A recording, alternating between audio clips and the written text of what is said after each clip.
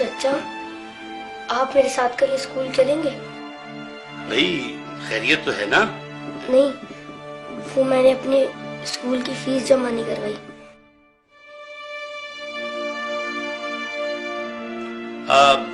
بیٹا تم کیا کرو گے اسکول پڑھ کے؟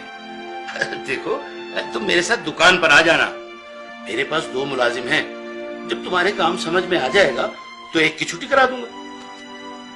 تم لوگ دھیان سے پڑھو، ٹیچر کے آنے سے پہلے اپنا ہوم ورک مکمل کر لو۔ اچھا چچا میں چلتا ہوں۔ ارے نہیں بھائی، کھانا کھا کے جانا۔ ہائے ابھی ہمارا کھانا تیار نہیں ہوا۔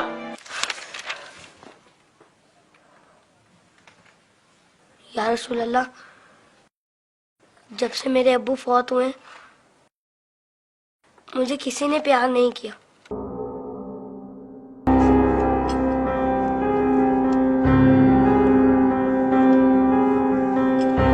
لوگ مجھے لاوارث سمجھتے ہیں، مگر یتیموں کے وارث تو آپ ہیں۔ شاید یہ بات کسی کو پتا نہیں ہوگی، تبھی تو مجھے اسکول سے نکال دیا۔ لیکن یا رسول اللہ، مجھے کسی سے کوئی شکایت نہیں ہے۔ آپ میرے وارث ہیں، اس سے بڑھ کر اور میرے لیے کیا ہو سکتا ہے؟ اللہم صلی علی محمد و علی محمد۔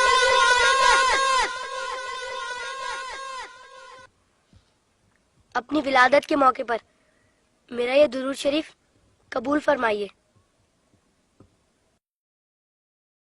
سنا ہے آپ اپنے نوازوں سے بہت پیار کیا کرتے تھے۔ امام حسن علیہ السلام اور امام حسین علیہ السلام کو کندھوں پر بٹھا کر سیر کرایا کرتے تھے۔ آپ امام حسین علیہ السلام کے گلے کے بوسے لیا کرتے تھے اور روتے تھے۔ آپ کو پہلے سے علم تھا نا کہ امام حسین علیہ السلام کے گلے کو کاٹا جائے گا؟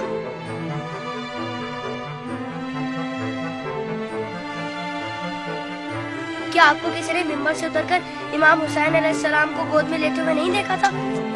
آپ نے تو خطبے کے بیچ میں انہیں گود میں لے کر کہا تھا، اسے پہچان لو، یہ حسین ہے، اسے کبھی تکلیف مت دینا، اس کی ہمیشہ مدد کرنا۔ جس نے حسین سے محبت کی اس نے مجھ سے محبت کی۔ کیا یہ سب کسی نے نہیں سنا ہوگا؟ ساقی کوثر نے جب ننھے علی اصغر کے لیے پانی کا سوال کیا تو یزیدی لشکر میں سے کسی نے بھی انہیں پانی نہیں دیا۔ یا رسول اللہ، آپ کی خاطر بھی نہیں دیا انہیں؟ اور 6 ماہ کا بچہ کتنا پانی پی لیتا؟ چند قطرے۔ حرملہ نے 3 منہ والا ایسا تیر چلایا جس نے شہزادہ علی اصغر کو ایک کان سے لے کر دوسرے تک ذبح کر دیا۔ تیر کتنا بڑا تھا آپ کو تو پتہ ہی ہوگا۔ تیر لگنے پر شہزادہ علی اصغر روئے ہوں گے۔ کٹے ہوئے گلے کو دیکھ کر مولا حسین بھی روئے ہوں گے۔ ننھے شہزادے کی لاش کو لے کر کبھی مولا آگے بڑھتے تو کبھی پیچھے ہٹ جاتے۔ جب شہزادے کو ماں کی گود میں رکھا ہوگا تو تیر چھپا دیا ہوگا۔ ماں نے جب ننھے شہید کو دیکھا تو کہا، ارے تیری عمر کے تو جانور بھی ذبح نہیں ہوتے، ان ظالموں کو تیری کمسنی پر بھی رحم نہیں آیا۔ غازی عباس کے بازو کٹ گئے، سکینہ کی آس ٹوٹ گئی۔ سنا ہے بی بی سکینہ مولا حسین کے سینے پر سوتی تھی، مولا کے دل کا سکون تھی وہ۔ شاید اسی لیے امام حسین نے اپنی شہادت سے پہلے زمین کربلا سے کانٹے چن لیے۔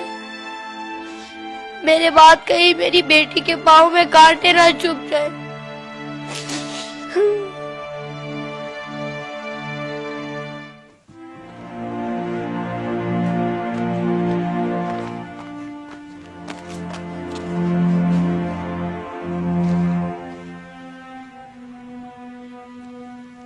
مولا حسین جب قاسم کی لاش لینے میدان میں گئے تو 3 دفعہ پکارا، تینوں ہی دفعہ جواب نہیں آیا۔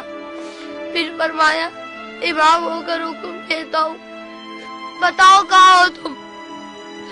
تو مشرق سے آواز آئی چچا، مغرب سے آواز آئی چچا، چاروں طرف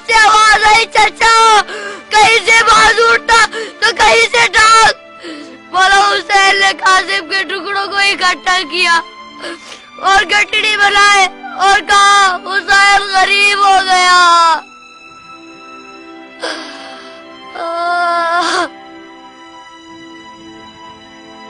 یزید کی فوج میں کسی کو پتا تو ہوگا یا کسی نے بتایا تو ہوگا کہ جن لوگوں کو تم مار رہے ہو وہ نواسۂ رسول ہے. مولا حسین نے بلند آواز میں کہا تھا میں نواسۂ رسول ہوں, کوئی میری مدد کرنے والا ہے؟ یہ سن کر یزیدی فوج میں سے ہر کسی نے ان کی مدد تو کی ہوگی. سنا ہے یزیدی فوج نے امام حسین کو شہید کرنے سے پہلے نماز پڑھی تھی, اذان بھی دی ہوگی. کیا اذان میں آپ کا نام نہیں سنا ہوگا؟ تو پھر آپ ہی کے نواسے کو اتنی بے دردی سے شہید کیسے کیا؟ شہید کرنے کے بعد پہچانا نہیں ہوگا, ورنہ لاشوں پر اس طرح گھوڑے نہ دوڑاتے.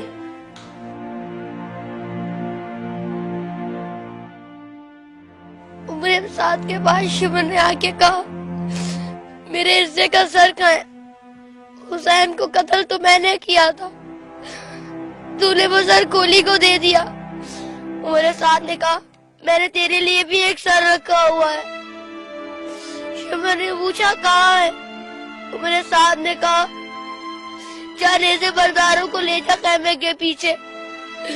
ان ظالموں نے وہاں جا کر زمین میں نیزے مارنے شروع کر دیے. ایک نیزہ ایسا زمین میں گیا کہ ساتھ علی اصغر کو لے آیا. سب شہیدوں کے سر نیزے پر گئے, علی اصغر کا بدن نیزے پر گیا.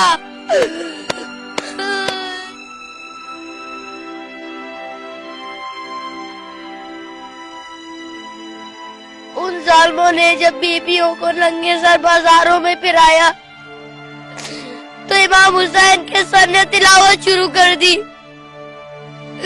جیسے کہہ رہے ہو اے لوگو بیویوں کی طرف مت دیکھو, یہ دیکھو کہ ایک کٹا ہوا سر قرآن کی تلاوت کر رہا ہے.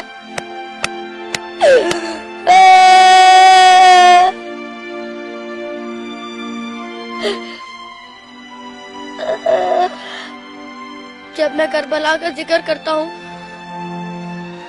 تو میری تکلیف مجھے بہت چھوٹی لگتی ہے یا رسول اللہ. جب جب آپ مجھے یاد آتے تب تب مجھے کربلا والے یاد آتے.